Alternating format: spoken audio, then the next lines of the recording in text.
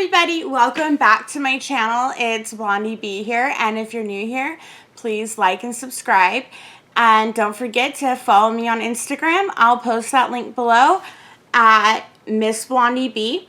Now, today has been kind of like a dreary day and like super rainy, so I thought we could do something kind of creepy. I think that'd be a lot of fun. And also, I know I did a few videos already about like the whole like coronavirus and being quarantined, and things are getting kind of serious. We're like all actually like getting locked down for the most part. I know Governor Newsom has like ordered like the shutdown of a lot of businesses, so it's getting a little serious. So I want to do something kind of fun and that kind of steers away from all that, and which is creepy. I love, like, you know, like I said in my first video, I love everything creepy. So today we're starting with the urban legend, Bloody Mary. I hope to actually do more urban legends that have like, because this is going to be about like the truth, like where Bloody Mary originates from. So I hope to be able to, in the future videos, pick apart some other urban legends for you guys. Now, Bloody Mary, I've always been like scared. This one I've always been afraid to do. I used to do Candyman with one of my friends when we were younger, and we'd run out of the bathroom. But Bloody Mary, I don't know. I've always been terrified of Bloody Mary. Like, I literally go ghost hunting and things like that. I don't know. I still won't stand in my bathroom and do Bloody Mary. I think it's something about like having my eyeballs scratched out that I'm just not feeling. I'm absolutely not into that whatsoever. But let's get started. So essentially Bloody Mary, we all know like the story, but the original like whole ritual to this, it had encouraged young women to walk up a flight of stairs holding a candle and a hand mirror. Now they'd walk up backwards. Sounds really safe. So anyways, and of course in a darkened house, because how else are you going to call for Bloody Mary? Now, they would do this because there was two things that they would see. Either they would see the man that they were going to marry, or they would see a skull of the Green Reaper.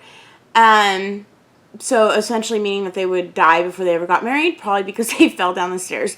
Now, of course, we all know, like, our story and, like, the way we do it now. So you're an individual or you're a group, and you guys all huddle together in the bathroom and a sleepover, or you do it by yourself if you got the balls to, and you repeatedly chant her name in a mirror in either a dark room, dimly lit room, or a candlelit room, and you repeat her name. And I learned that you're supposed to say Bloody Mary 3 times, but other people can do it for 13, 6, which those numbers themselves, if you know anything about symbols or numbers anyways, they're all kind of symbolic numbers. Well, even the number 3, anything with like the 3 in it is typically some sort of symbolic number. So you do it in some sort of like some sort of number that has a 3 in it. I can't think of like the term I'm looking for right now. It's 13. I was gonna say divisible by 3, but I don't think 13 is divisible by 3.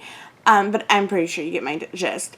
So, you know, of course, so you go in the mirror and you say Bloody Mary, and then she appears behind you, and she'll either appear as a corpse, or she'll be a witch or a ghost, and she could be, I've never heard of this, where she could be friendly. I would not imagine she would be friendly. It's like essentially you're summoning a demon. Demons aren't friendly. So, or she could be evil, and she could be seen. She could appear behind you in the mirror covered in blood. So, you know, of course the lore goes that she'll appear to you covered in blood screaming, and then she'll cuss you out, strangle you, steal your soul, drink your blood, and then scratch your eyeballs out. She seems rather angry. I think, you know, Bloody Mary needs to go to anger management apparently. But, so that's essentially the gist. I'm not sure what she does if she appears to you friendly. Hopefully she, like, I don't know, gives you gifts or something. So, I feel like I'm saying so often, and I know this is like my 5th video, and I'm still super nervous. So, excuse me if I keep saying so or I'm not trying to. Anyways, I say anyways a lot too, excuse me. So there's a few stories that Bloody Mary originated from, that's rumored that she originated from. So the first one being Queen Mary in London. She was, I believe, King Henry's child, or something, and she was born the only girl. Like, they only had one child, and it was her, and it was hard for her to become an heir. But that's the story I read tonight, and I've heard from a few different people, but that's not the one I learned of the original, what Bloody Mary comes from. So I'm going to be speaking about the one that I know. And then there's a third story about some witch that lives in a forest or something, and she's, like, kidnapping children. It's very, like, Hansel and Gretel-like. I'll read into that one more too later, but apparently she was real. Now, also, side note, with, like, Hansel and Gretel, I'm, like, super into fairy tales and things, too, and, like, looking up the symbolism to fairy tales, because I took an English class a couple semesters ago, and I just, like, fell in love, like, all the original fairy tales, not the Disney ones, which don't get me wrong, I love Disney, but not the original ones and their symbolisms and things. So if you ever want a video on that, please drop it down in the comments below, and I'll do a video on fairy tales. I love fairy tales. So, anyways, back to the story. So, the one that I know, like I said, is based on Countess Elizabeth Bathory. So, she lived between 1560 and 1614, and she was a Hungarian noblewoman from the noble family of Bathory, and they had owned land in the Kingdom of Hungary, which is now considered Hungary, Slovakia, and Romania. Now, if you notice that she has her maiden name, and the reason being is that she had married a man older than her. So they were engaged when they were 10, and he was 14. They got married when she turned, I believe it was 15 that they got married. And so she had kept her maiden name because she was like of a higher royal, I don't know what the term is. She was a higher royal. She had a higher stance than him. So she chose to keep her maiden name, which actually is pretty, like, revolutionary for that time. But anyway, so actually another quick fact about Countess Elizabeth is that she's labeled in the Guinness Book of World Records for killing the most people. So, hey, you know, she's like, not only is she keeping her maiden name, she's also killing more people than male serial killers. Good for her. She's a bad bee. So, she's considered the most prolific female murderer, like, of all time. So, she was accused of killing and torturing hundreds of young women between 1590. She did not come out of the womb killing people. 1590 and 1610. And her highest number of victims cited during her trial was 650. I think I already said that. But moving on. So, her initial victims, she had started collecting victims from peasant families. So they would have these young girls, and she would tell, you know, these poor peasant families that, oh, give me your child and she can come live with me and she'll be a maid or a servant and I'll pay her well. And of course, I don't know, back then we didn't have cell phones. If somebody died, I don't think you really noticed. So, I know that sounds really mean, I shouldn't have said that. But I always, like, wonder too, like, I know this is once again off topic, but, like, imagine living, like, back then, or even, like, in the early, like, 1900s, like, I always think, like, too, like, okay, like, the Oregon Trail and, like, all that, like, somebody, you know, like, your cousin just, like, goes off to, like, go to California, and then, like, you just never hear from them again, and you just, like, oh, well, they probably died, like, it's so weird, but anyways, so, I'm sorry, I shouldn't be laughing at that, but, I mean, I don't know, like, I guess we're just a lot more emotional now. So, she had lured them in with the promise of being paid well for being her maid servants, and then she would kill them, she'd murder them. And so, when she started getting low on, like, peasant children, she became killing daughters of lesser royal classes. So, she would, you know, get their children, she would promise, like, oh, I'll teach them etiquette, I'll teach them how to act like royalty and all that, and then she would murder them. I'm telling you, this girl, I don't know, like, I would think, like, even if you're royalty, right, so you're, like, a lesser royalty, I don't know, like, the ranks of royalty, but, okay, so you send your daughter to go live with this woman, to go live in her castle, to learn etiquette or whatever, right, and then she just, like, you never hear from her again. Like, you don't get, like, suspicious. Like, and I understand, like, maybe the peasants, like, they're probably like, oh, my kid's, like, out having a great life. They're wealthy. But she did this with, like, 650 people. Like, how? How did she get away with this? Like, okay, like, my daughter's in this castle and I just never heard from her again. Like, whatever, it's fine. Like, she's learning etiquette. She moved there 5 years ago. She's still dead. We don't know if she's dead. I haven't heard from her. Like, how she got away with this for, let's see, how long did she get away? For 20 years. Okay, how in the world did she get away with this for 20 years? That is literally, like, craziness. Like, how come nobody's asking questions? Like, I mean, yeah, obviously she got caught, so people, like, later started telling on her and asking questions, but, like, it took 20 years. Like, that is crazy. I don't know if it's just because you're royalty, you don't ask questions to royalty, you're just like, oh, well, whatever. I don't know. It seems weird to me. So, basically, how she killed them and, like, the torturing and her whole atrocities to all this were, they were pretty severe. Like, she did not hold back on these poor girls. So, and they claim, too, that perhaps the reason she was so violent and she was so, like, mean and, like, a sociopath was the way she was raised, and she was raised around really violent people, and her family was, it's a myth. This part is a myth. So, she's a real person, obviously, but they have, like, there's, like, conspiracies that possibly her family was, like, into satanic rituals and, like, witchcraft, and they did really messed up stuff, and she had witnessed it, and so, in turn, like, that's what made her be like this. I don't know. So, anyways, back to the story. Atrocities were described and as, like, insane, like, severe. So, she would beat them, like, severely beat them, and would burn and mutilate these poor women, their hands. She would even bite the flesh off their faces, arms, and other parts of her body. Like, she was even practicing cannibalism on these women. Excuse me, not women. They're young girls. They're, like, probably, like, 10 years old. You are eating people, Countess. That is not okay. So, or she would freeze them or starve them to death.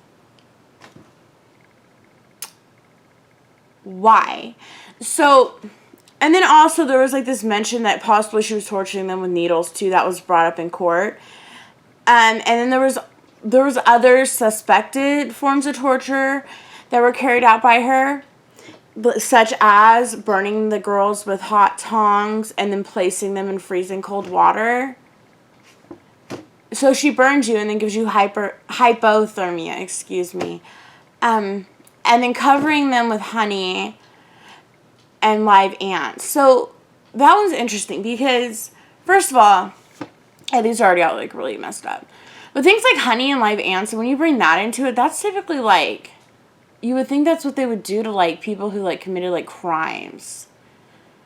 Not, like, well, all this is probably something you do, but I just think, like, honey and live ants is just, like, really, that's really interesting. And yeah, like I said, like, and then you're eating them, like, you're eating these people. You're literally, first of all, eating them like they're a rib.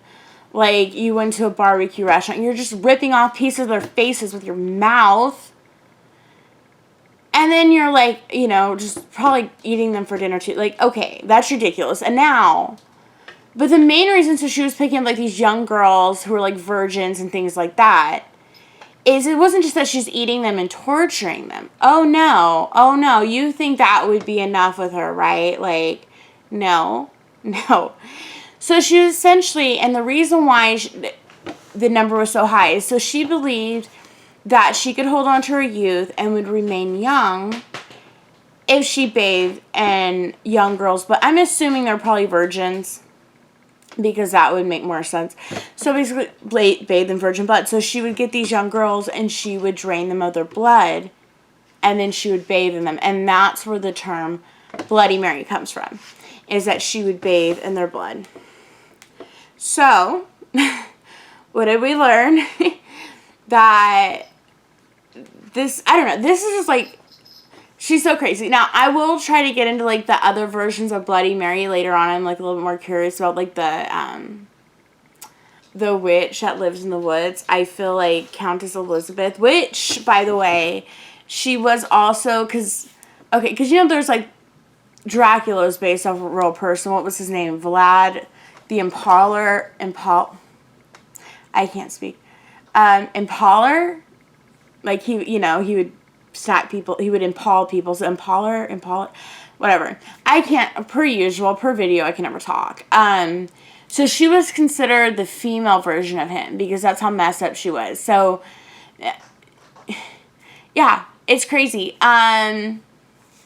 So Countess Elizabeth, really horrible, really evil, freaking evil, like, and she was bathing in women's blood. So, I also, like I said, want to get into other versions of this. If you guys want to hear about any other urban legends and go, like, pick those apart and, you know, talk about where those originally came from. And there's one with Candyman, actually, that's kind of interesting that there is a little bit of truth. It's obviously not a guy with bees on his face, but there is a little, like, a story that's kind of similar that I read about. There's a few other ones, of course. I'm sure everybody's heard the one with the dead body under, you know, the hotel mattress. So there's a few ones that's got truth to that too. So if you want anything else, leave it down below in the comments, and I would love to do videos on that. And like I said, and then if we want, like, one about fairy tales, we can go into, like, I don't know how, like, interested people are with, like, the original fairy tales. I like them because a lot of them are, like, it's not just, like, there's a lot of, like, crazy symbolism, but then the Brothers Grimm and what's the other one? Hans Chris Andersen. Is it Hans Chris Andersen or Chris Hans Andersen? I don't know. I'm terrible. I've even been to, like, Denmark and stuff. I'm like, I can't remember. I think it's Hans Chris Andersen. Or it's I don't know. Chris Hans Andersen. It's one of the two. Okay. Well, anyways, but I like those because they tend to be, like, a little bit more, they're, like, crazy. Like, they, like, always have, like, crazier storylines. I don't know, like, if you guys ever read them or whatever. And it's a lot of fun to get into the symbolism and the meanings behind them. I love it. So, because in old fairy tales, like, it's not just, like, oh, what you're, like, reading is what you get. Like, every little thing has a meaning of its own, and you can look it up, and it's super cool. So anyways, so if you want to do that, let me know. Tomorrow's Friday. I'll do a super fun video. Hopefully get it out a lot earlier. I've been, like, such a procrastinator this week, putting things out super late. I think this whole, like, quarantine thing just has me feeling a little lazy, and I need to stop being lazy and doing things earlier in the day. Also, I get better lighting if I do that. It's pretty dark right now. So this video will probably be out about 1 in the morning once I get it edited and, like, try to upload it to YouTube. It takes forever. I have, like, the worst Wi-Fi. That's why Weight Loss Wednesday actually should have been up earlier, but I couldn't get it to come up. It was just so bad. So I'm going to do something. And, of course, Spooky Sunday this Sunday again. I'm super excited for that. So if you enjoyed this video, hey, or if you hated that video, like and subscribe. Don't forget to add me on Instagram at MissBlondieB. I'm going to drop that up below. And everybody have a great night. It was good seeing you again. And leave me comments. Bye-bye.